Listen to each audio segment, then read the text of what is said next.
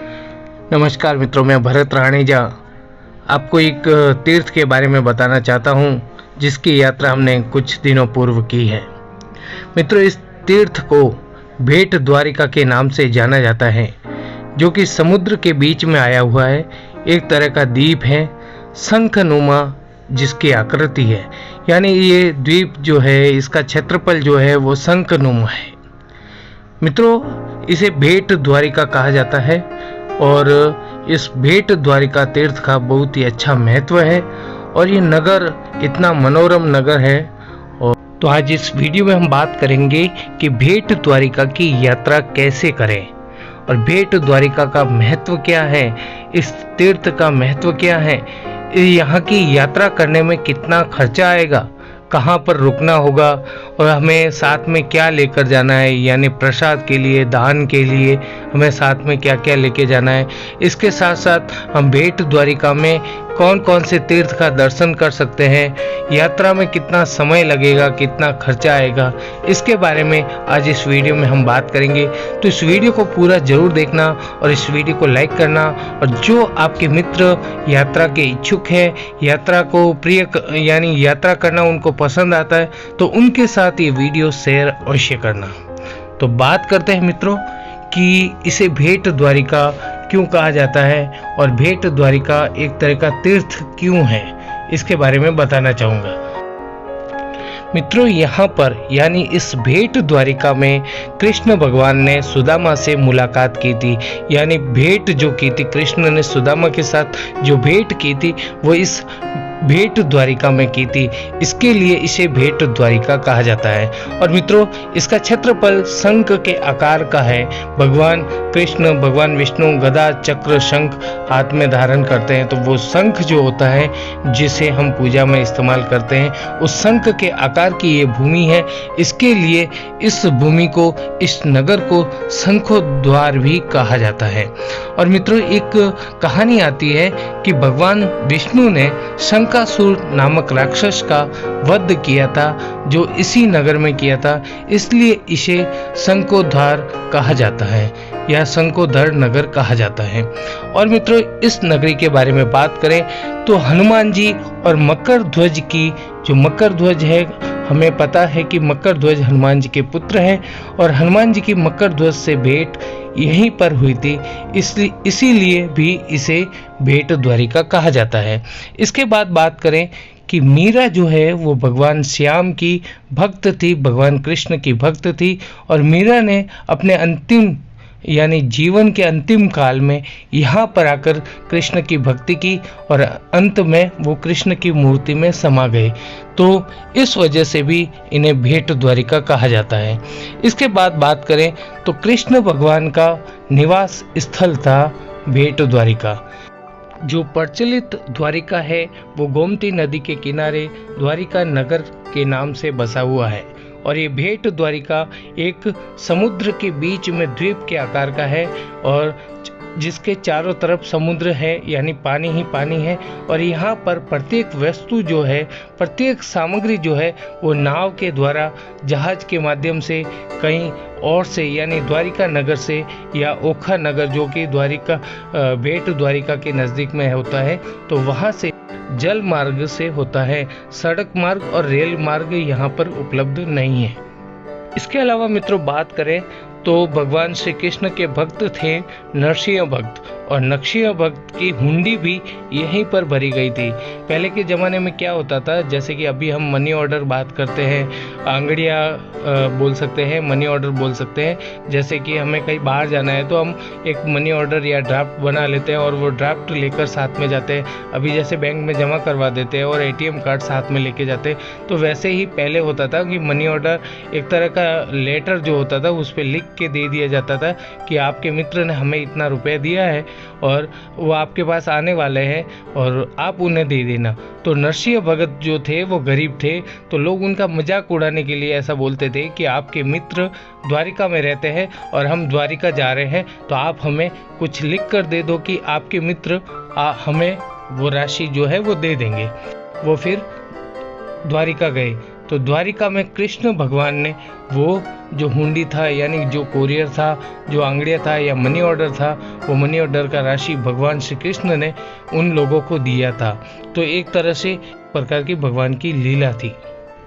तो मित्रों, अब हम बात करेंगे कि यहाँ पर आना कैसे है, यानी यहाँ पर पहुँचना कैसे है, और यहाँ पर आते आते हम बीच में यानी कौन से ऐसे तीर्थ स्थान हैं जो हमारे रास्ते में आएंगे और उनका लाभ भी हम उठा सकें, तो इसके बारे में आज हम बात कर रहे हैं। तो मित्रों, पहले तो यहाँ पर आने के लिए हमें या तो हम ओखा स्टेशन पर आ सकते हैं, ओखा स्टेशन से हम भेट द्वारिका आ सकते हैं, और दूसरा है द्वारिका नगरी से हम भेट द्वारिका आ सकते हैं।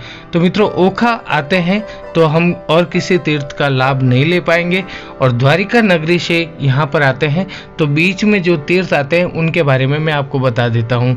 तो मित्रों, पहला तीर्थ आता है रुक्मणी मंदिर। रुक्मणी मंदिर के भी दर्शन आप कर सकते हैं। इसके बाद आता है गोपी तालाब। गोपी तालाब भी दर्शनीय स्थल है और तीर्थ स्थल है, वहाँ पर भी आप दर्शन कर सकते हैं। इसके बाद आता है नागेश्वर ज्योतिर्लिंग।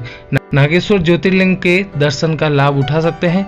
इसके बाद बात करें तो रंग बिरंगी नौका जो होती है, नाव जो होती है, यहाँ पर गांव आते हैं बीच में, जिसमें आपको रंग बिरंगी नाव वगैरह देखने को मिलेगी, तो वो लाभ भी आप उठा सकते हैं।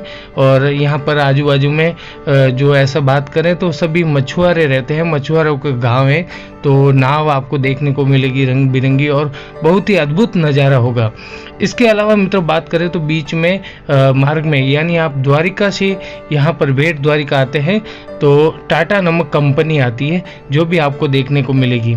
और बात करें कि साथ में आपको क्या क्या लेकर आना है, तो मित्रों, आप यहाँ पर आप किसी भी तीर्थ स्थान पर जाते हैं तो प्रसाद वगैरह जो है वहाँ पर एक्सेप्ट नहीं किया जाता है, ये आपको ध्यान में रखना चाहिए। तो मित्रों, यहाँ पर भेट द्वारिका में सिर्फ चावल लिए जाते हैं। आप जो घर से चावल ले जा सकते हैं, चावल भी आपको मुट्ठी 2 मुट्ठी चावल ले जाना है, ज़्यादा नहीं। ऐसा आप कि 5 किलो 10 किलो ले जाएं तो वो एक सही नहीं है। सिर्फ मुट्ठी 2 मुट्ठी चावल जो है वहाँ पर लिया जाता है। इसके अलावा आपको रास्ते में यानी समुद्री मार्ग से आप जाएंगे तो वहाँ पर आपको जो पक्षी हैं, समुद्री चिड़ियाँ हैं, जिसे सीगुल कहते हैं, ऐसे पक्षी आपको देखने को मिलेंगे। और समुद्र में मछलियाँ वगैरह हैं तो उनके लिए दाना पानी आप साथ में ले जा सकते हैं। और रास्ते में ये जो आपको सीगुल दिखेंगे, वो सीगुल आप यानी उनको बिस्किट वगैरह देंगे तो वो स्वयं कैच भी करते हैं। तो ये नज़ारा भी बहुत ही देखने जैसा होता है। और समुद्र की यात्रा जो है आपको बहुत ही मनोरम, आपको दिल में उसकी छाप छोड़ देगी, यानी ये यात्रा आपके लिए बहुत ही अद्भुत होने वाली है। तो मित्रों, ये भेट द्वारिका का दर्शन आपके लिए यादगार बन जाएगा। इसके बाद मित्रों, बात करें, ये समुद्र की यात्रा जो है 5 किलोमीटर की यात्रा है और इसमें आप पक्षियों की अठखेलियाँ करते हुए देखेंगे और आप ऐसे नज़ारे देखेंगे जो भी आपके लिए बहुत ही मनोरम होगा। दूर दूर तक नाव चलती हुई, और अगर आप चाहते हैं तो यहाँ पर मोबाइल वगैरह, कैमरा वगैरह साथ में लेके आते हैं तो वीडियोग्राफी जो है वो बहुत ही खूबसूरत होती है। तो मित्रों, ये अवसर आपके लिए बहुत ही अच्छा है, ये अवसर आप ना चुके। तो मित्रों, बात करें ट्रेन के बारे में, तो अहमदाबाद से ओखा नगर के लिए आपको डायरेक्ट ट्रेन मिल जाता है। तो ओखा नगर अगर आप आते हैं तो आपको जो बीच में मैंने दर्शनीय स्थल, तीर्थ स्थल बताए, उनका लाभ आप नहीं उठा पाएंगे। तो ओखा स्टेशन अगर आप आते हैं तो ओखा स्टेशन से आपको कुछ देर पैदल चलना होगा। उसके बाद में आपको जो है नौका विहार मिल जाएगा, नौका का स्टेशन मिल जाएगा। वहाँ से आप नौका करके भेट द्वारिका पहुँच सकते हैं। और ये जल की यात्रा जो है वो 5 किलोमीटर की यात्रा है, जो कि आपको 20 मिनट में आप पूरी कर लेंगे और भेट द्वारिका पहुंच जाएंगे। इसके अलावा मित्रों, आप बात करें तो आप द्वारिका नगर आते हैं और वहां से आपको भेट द्वारिका के लिए आना है। तो द्वारिका नगर से जो गोमती द्वारिका है, वहां से भेट द्वारिका जो है वो 35 किलोमीटर की दूरी पर है, जिसमें आपको बीच में रुक्मणी मंदिर है, गोपी तालाब है, नागेश्वर ज्योतिर्लिंग बोटिंग है, रंग बिरंगी नौकाओं से भरे हुए गांव है, ये सभी आपको देखने को मिलेंगे। साथ ही साथ टाटा कंपनी जो है, जो नमक बनाती है, वो टाटा कंपनी भी बीच में आती है, ये भी आपको देखने को मिलेगा। इसके बाद आप ओखा स्थल पर पहुंचेंगे, ओखा रेलवे स्टेशन पर पहुंचेंगे, वहां से आप किसी नौका में बैठकर भेट द्वारिका तक आएंगे। तो मित्रों, ये नौका का जो खर्च आता है वो प्रति व्यक्ति मिनिमम 50 रुपये होता है और अधिक से अधिक यानी एक नौका में 20 से 40 लोग बैठते हैं। अगर आप केवल अपना परिवार आना चाहते हैं नौका में, तो ऐसी सुविधा आपके लिए 2000 रुपये तक हो सकती है। तो मित्रों, ये हो गया नौका का खर्च। और इसके अलावा बात करें तो द्वारिका से आप बस या टैक्सी करके आ सकते हैं, और द्वारिका से बस या टैक्सी करके आते हैं तो जो बस होती है, जो ट्रेवल्स कंपनी होती है, वे कंपनियां आपको बीच में जो आने वाले तीर्थ स्थल हैं उनके भी दर्शन करवाते हुए आपको भेट द्वारिका लाएगी, और भेट द्वारिका से दर्शन करवाकर आपको वो वापस द्वारिका नगरी छोड़ते हैं। तो मित्रों, वो जो ट्रेवल्स कंपनी होती है उनके साथ आप अपना कमिटमेंट करके बाद में ही उन्हें बुक कीजिएगा, क्योंकि वो लोग छल कपट बहुत करते हैं। तो ये चीज़ आप सावधानी रखिएगा। ट्रेवल्स कंपनी जो है वो द्वारिका नगरी से ओखा नगरी तक का जो भी तीर्थ स्थल आते हैं उनका दर्शन करवाकर आपको वापस छोड़ने का चार्ज जो है वो पर व्यक्ति यानी 250 रुपये लगभग वो चार्ज करते हैं। और जो आगे का खर्चा है वो नौका विहार का खर्चा आएगा, वो मैंने आपको पहले बता दिया है। और इसके अलावा बात करें तो चावल की पोटली यानी चावल अगर आप लेकर नहीं आए हैं तो आपको वो भेट द्वारिका में ही स्टॉल पर मिल जाएंगे, वहाँ से आप ले सकते हैं। साथ में आपको पीने के पानी की व्यवस्था करके आना है, खाने की व्यवस्था करके आना है, क्योंकि भेट द्वारिका में ये सभी व्यवस्था नहीं है और नाइट होल्ड करने की यहाँ पर इतनी व्यवस्था नहीं है। तो ये आपको ध्यान में रखना चाहिए। भेट द्वारिका में मुस्लिम आबादी अधिक है, इसकी वजह से खाने पीने की व्यवस्था यहाँ पर आपके लिए उचित नहीं रहेगी। रात्रि में ठहरने की व्यवस्था यहाँ पर उचित नहीं होगी। इसके लिए आपको ये यात्रा जो है दिन में ही करनी है। इसके अलावा मित्रों, बात करें कि आप भेट द्वारिका आ गए हैं तो भेट द्वारिका में भगवान श्री कृष्ण के दर्शन के साथ साथ और कौन कौन से ऐसे स्थान हैं जिनका आप दर्शन कर सकते हैं। तो मित्रों, यहाँ पर भगवान श्री कृष्ण का मंदिर है, यानी द्वारकाधीश का मंदिर है, उसके दर्शन आप कर सकते हैं। इसके अलावा बात करें तो हनुमान जी का मंदिर है, हनुमान दंडी मंदिर कहा जाता है, जहाँ पर हनुमान जी और उनके पुत्र मकर ध्वज की मूर्ति बनी हुई है, तो उनके दर्शन का लाभ भी आप उठा सकते हैं।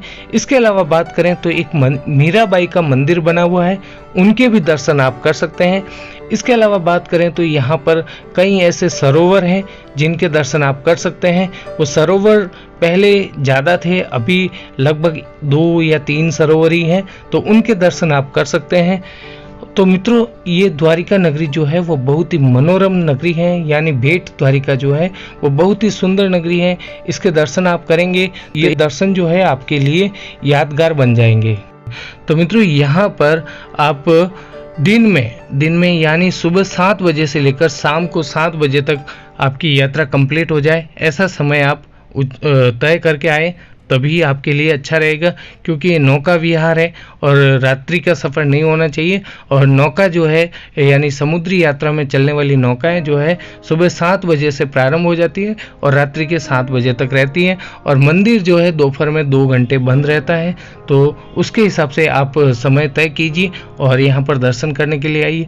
तो मित्रों, भेट द्वारिका का दर्शन करने के लिए आप जा रहे हैं तो एक दिन यानी द्वारिका में ठहरने का, द्वारिका में दर्शन करने का, द्वारिका की यात्रा का 1 दिन का समय आप तय करके चलिए, तभी आपके लिए उचित होगा। क्योंकि मित्रों, यहाँ पर भीड़ भी रहे या ऐसा कहें कि आप कभी भी आए तो 1 दिन का समय जो है आपके लिए उचित रहेगा। और बात करें कि आप भेट द्वारिका के दर्शन के लिए आ रहे हैं तो आपको रुकने की व्यवस्था जो है वो द्वारिका नगर में ही करनी होगी। भेट द्वारिका में रुकना आपके लिए सही भी नहीं होगा, क्योंकि यहाँ पर मुस्लिम आबादी अधिक है, यहाँ पर खाने पीने की, रहने की व्यवस्था जो है वो सही नहीं रहेगी। तो मित्रों, यहाँ पर अगर आप आ रहे हैं तो रहने की व्यवस्था है, खाने पीने की व्यवस्था जो है वो द्वारिका नगरी यानी गोमती द्वारिका में ही करें। और मित्रों, वहाँ पर आप होटल में ठहर सकते हैं या फिर धर्मशाला में ठहर सकते हैं, या फिर आपके कोई मित्र वगैरह हैं तो उनके घर पर आप ठहर सकते हैं।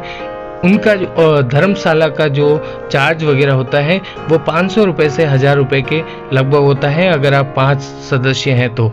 और होटल का चार्ज जो है वो 1200 रुपये से 1500 रुपये के बीच में रहेगा।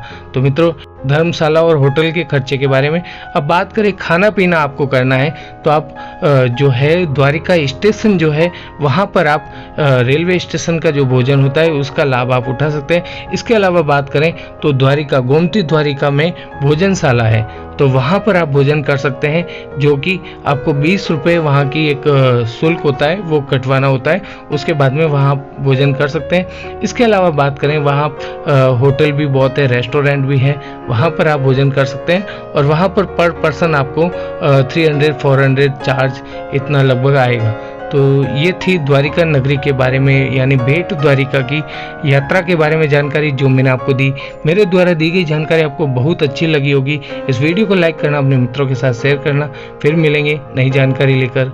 धन्यवाद।